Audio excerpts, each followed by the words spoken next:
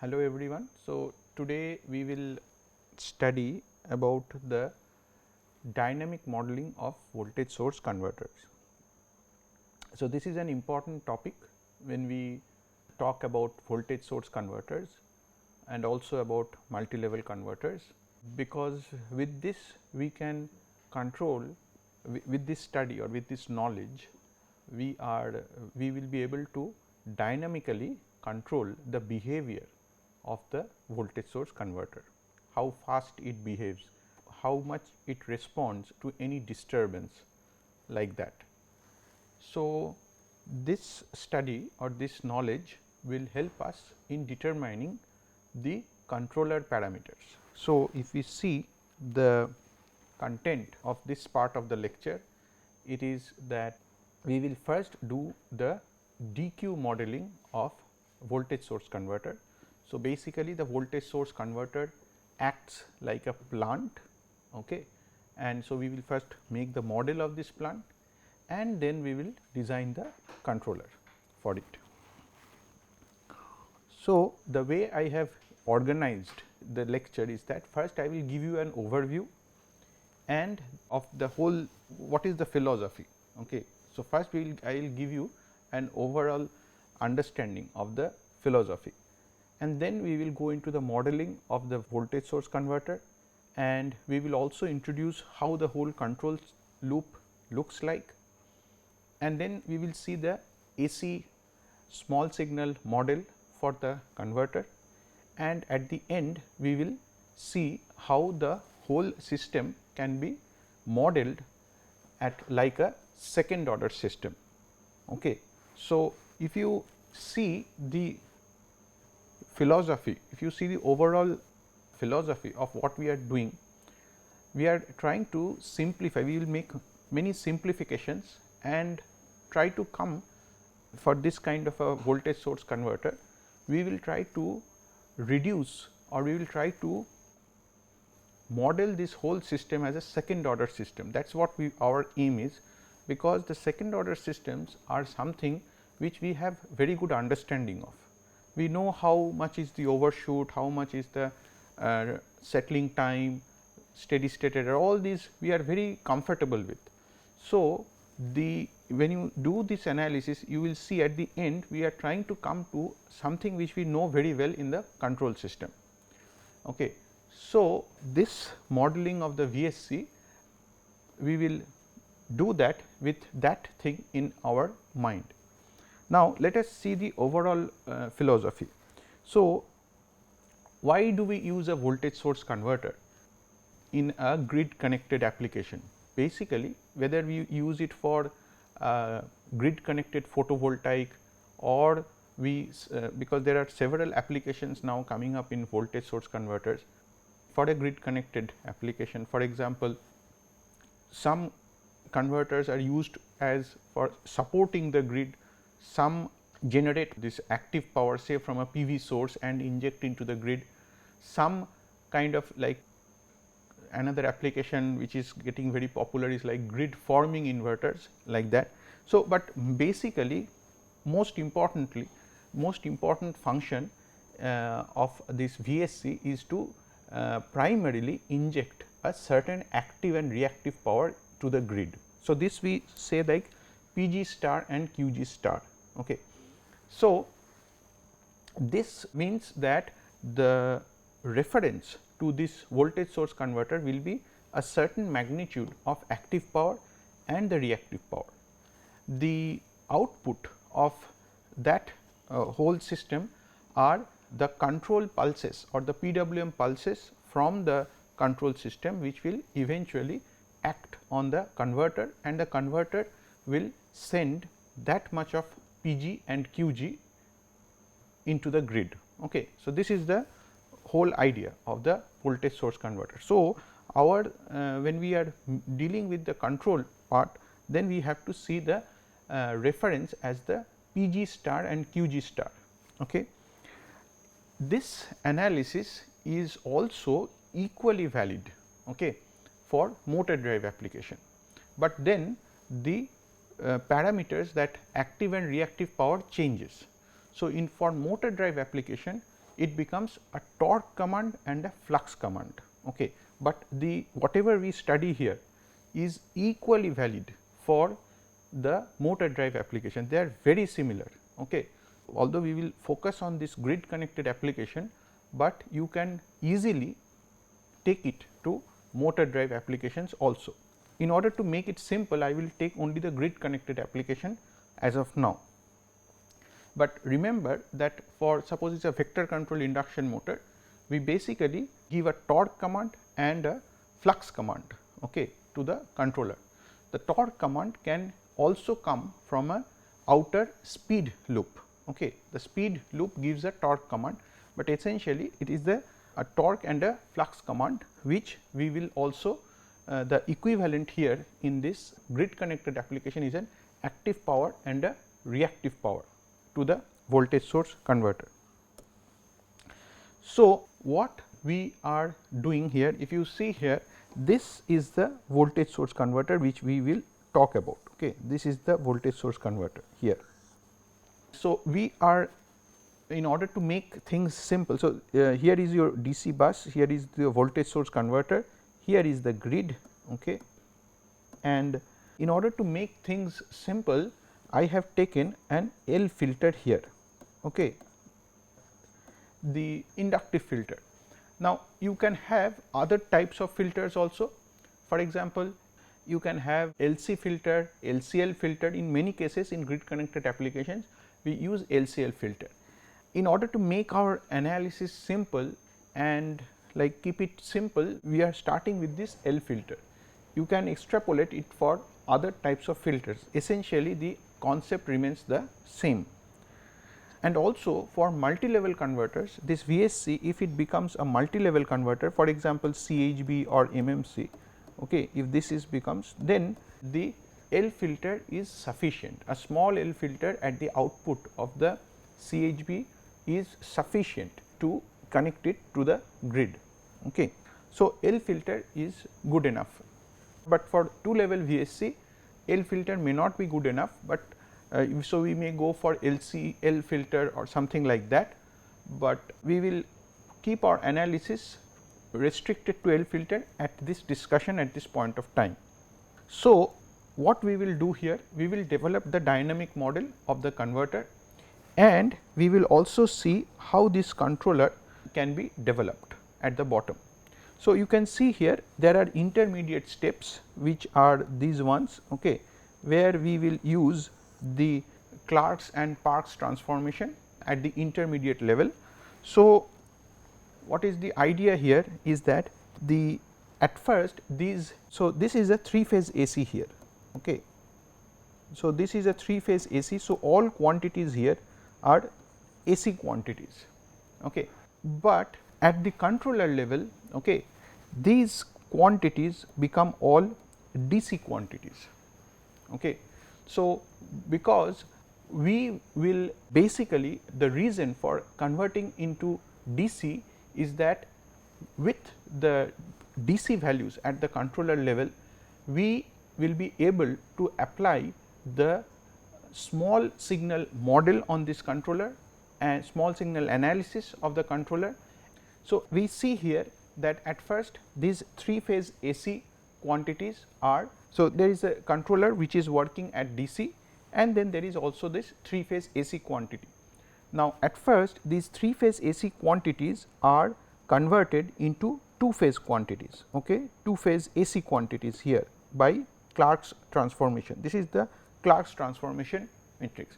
So, the at the first level we convert the, because we do not want to control 3 variables simultaneously, we want to control 2 variables, and these 2 variables we would like to make sure that these 2 variables are controlled independently. For example, we are trying to control P and Q from the voltage source converter. So, we would like that the P and Q from the converter are independently controlled, which means I can keep Q constant while changing P, or I can keep P constant while changing Q. So, therefore, these 2 quantities P and Q, for example, they can be controlled independently. If we have two variables in our hand, it becomes easier. Okay. So, with one variable we will control P, which this variable is the ID star or the direct axis component of the current, and the Q variable will be controlled by the quadrature axis component of the current. We will come to this. So, basically we are converting this 3-phase quantity into a 2-phase quantity for this purpose. Okay. So, this is the first step. So, we will convert the 3-phase AC into 2-phase AC quantity, after which we will convert this 2-phase into DC here. Okay. We will convert 2-phase into DC using this thing, the Parkes transformation, which we have also covered before. Okay. So, in order to do this, okay, we will need basically we know that for doing this Parkes transformation we need the value of theta. Okay. What is theta? Theta is the speed at which the space vector of the grid voltage space vector is rotating. Okay. So, in order to know how fast this grid voltage space vector is rotating, we use the PLL. Okay. We use the PLL, which gives us the value of the theta. So, phase lock loop. Okay. So, this phase lock loop, for example, will accurately track how the space vector of the grid space voltage space vector is rotating. For example, if the grid space voltage space vector is rotating like this at a certain speed, okay, the PLL, okay, will show this value of theta with respect to time will be something like this, okay, going from 0 to 2 pi and again going from 0 to 2 pi like that. Okay. So, and where this time here, the time period is the time taken for this space vector here to cover the whole 360 degree, okay, or 2 pi. So, therefore, the theta basically gives the angle at which this instantaneous grid space vector is located in the plane. Okay. So, this is obtained from the PLL. Okay. So, inside the PLL is nothing but again another DQ transformation is there with a closed loop. Okay. So, that will accurately track how the actual space vector is rotating. Okay. So, inside the PLL is again another ABC to DQ transformation along with a closed loop. Okay. So, we are not going into it. So, any student can just see how the PLL functions and how it gives the value of the theta.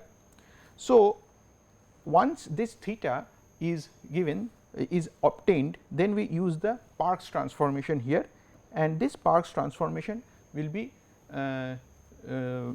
done on these 2 phase quantities and they will become now DC. Now, why did we convert it into DC? Okay. Because if we can convert this all the quantities into DC, then we can apply our linear control system knowledge. Okay. We know that, okay, say for example, in a second order system, if you give a step input, how does the system behave? Okay. So, all these quantities have been converted into DC here. So, that now on that DC we will have a small signal AC perturbation and we will see how the controller behaves, how does the whole system behaves with the help of this controller. So, with DC actually we get a very high bandwidth of the controller, okay, because at DC if you see the overall loop gain of the controller at DC it may be very high. Okay. So, if I convert all the quantities into DC and have a very high gain at the DC, right, then all the error will become very small. Okay. The error will become very small. So, that the if I give a ID star to the controller, the actual ID if we give a direct axis command that, okay, send so much of active power, the actual command or the actual ID flowing out of the VSC will be exactly matching and the error will be very small. Okay. Because at DC the controller has a very high bandwidth. okay, because yeah. So, in the Bode plot, so it is like this, the controller gain. Okay, anyway, I will not talk about it because we have not talked about Bode plots here. Okay. So, therefore, also we know that how to make the 0 steady state error, how to tune, or what kind of controller we can use to make the 0 steady state error, etc., how much is the rejection of disturbance, etc. So, so we convert all these quantities, AC quantities, into DC, and we apply our linear control system knowledge, and then after that we will again have to get it back. Okay.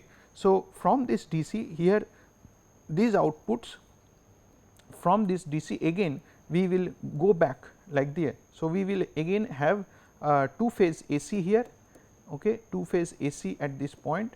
Then from there again we will have a 3 phase AC quantities at this point, which is this VA star, VB star and VC star. That is the reference waveform for the voltage source converter. Then we have this PWM switching logic, where we use the sign PWM or space vector PWM, and then actual gate pulses are going here and the VSC is controlled. Okay. So, then you see the whole loop. Okay. First AC quantities converted into 3 phase AC quantities converted into 2 phase. From that 2 phase we go to DC, apply our control system knowledge on the DC quantities, then once the output is obtained, get it back in again into 3 phase AC quantity. Now, here I will say that it is also possible to run a closed loop control without going into the DC level. Okay, it is possible to do that. For example, here itself, once we have these 2 phase quantities, we can actually have some form of a control system here, okay, and then directly go into 2 phase here. Okay. So, this form of control, for example, is achieved using, for example, by directly evaluating the power, active and reactive power, right at this point with the 2 phase quantities. Because if you remember, at alpha beta domain we said P is equal to V alpha I alpha plus V beta I beta, something like this. Okay. So, you can say, you can find out the actual power here, and this is the power actually flowing in the system, and you have this P star here, that is the reference power, and you can have a hysteresis kind of control, and then you can generate the pulses for the VSC. Okay. So, this is, for example, very frequently used in the instantaneous reactive power theory. Okay. There how we implement is that we take the 2 phase quantities, we do not go into DC, we do not say use any controller like a PI controller, it is a simple control, hysteresis kind of thing, and then we take it back and then we directly control the voltage source converter. Okay. So, that is also possible. However, there are some issues about the switching, and there are some limitations, and there are some variable switching frequency happening in the voltage source converter instead of a fixed switching frequency. So, there are also techniques which have been developed, but let us go into the more traditional way, and where we need a very high performance. There we will see that, okay, let us go into the DQ domain instead of limiting ourselves to the alpha beta domain. It is possible, however, I must say that it is possible to bypass this DC domain analysis and directly go from alpha beta to control the system. Okay. So, we will go into the traditional DQ model and DQ control of the voltage source converter. So, in order to model the VSC, so first thing when we do this DQ analysis or DQ means control, if you want to do it, then the first thing that we will need to do is to model the VSC. And so, for the modeling of this voltage source converter along with the L filter, we will first use what I should say is the differential equation, governing differential equation. So, this is the governing differential equation which we have seen earlier, which comes from the VSC being treated as a controllable voltage source VAN, VBN or VCN. Yeah, so this R and L are the resistance and inductance of the at the output of the converter. So, there is a small not a mistake, I mean while taking this currents, it should have been taken from this point, because R is an inherent part of the filter. Okay, it is a slight mistake in the diagram. So, this IA, IG, so we should have this here, okay, because R and L are together, you cannot separate them. Okay. Now, the next step is that we transform all the 3 phase quantities into in the space vector domain. So, why are we going to space vectors? Because we are basically do not want to deal always with these 3 quantities all the time A, B, C. We want to represent it by a single quantity, is a space vector. So, we go into the space vector domain. So, how do you convert any variable into space vector? We apply the definition of space vector. So, we say VAN, VBN e to the power j 2 pi by 3 and VCNT e to the power j 4 pi by 3 with a multiplying factor 2 by 3 at the front. Note that here I have kept this time variable here. So, these are all variables which are changing with time, with respect to time, and so the space vector is also changing with time. Okay. So, the space vector is not a constant value, okay. It will change. Okay. The second thing to note is that the space vector is denoted by a bold symbol. Okay. The instantaneous variables are denoted by not bold symbols, normal symbols, whereas the space vector is a bold symbol indicating that it is a vector. And VConv, this symbol here is the VConv, this is which is bold, this is a bold symbol which is the this one here. So, VConv is something, but then I am saying underscore ABC here. Okay. The underscore ABC is indicating that this space vector is in the ABC domain. Okay. So, this ABC here is the when we deal space vectors in ABC domain. So, we have the ABC underscore there. So, you can see V grid ABC here, IG means the grid current with ABC here. Okay. So, this is how we will say. So, next when we will convert into alpha beta, this will space vector in alpha beta will become something like this, and then space vector in dq will become like this. Okay. So, this is how what is the convention. So, now the space vectors in this case, if I visualize it, how will it look like? So, we have this A phase, B phase and C phase, and the space vectors are rotating, and so VConv is at this space vector VConv, and there is a another space vector V grid which is lagging by the angle of delta, and I grid space vector is lagging the V grid at by an angle of phi. Okay. So, we are exchanging some amount of active and reactive power with the grid. So, this is how the space vector looks in the ABC plane. Now, next, as I told you, we will convert all these 3 phase quantities we will convert into the 2 phase quantity. So, we come to the alpha beta domain, we have to come to the alpha beta domain. So, multiplying both sides with the Clark's transformation matrix T c, we have got this equation, we are multiplying both sides by T c. So, T c here, T c, T c and T c throughout the equation, right. So, when we multiply this with the T c, then we have seen it before that when you multiply with T c, the quantities, the space vectors get transformed into alpha beta. So, you have to refer to the previous lecture where we have done this transformation, we have analyzed. So, VConv alpha beta is therefore, so we can write directly VConv the converter space vector in the alpha beta plane will be V conv alpha beta r times I g alpha beta plus L d dt of I g alpha beta and V grid alpha beta. Okay. So, you can just see the previous lecture where this alpha beta transformation as well as the dq transformations are being covered. So, this is pretty simple.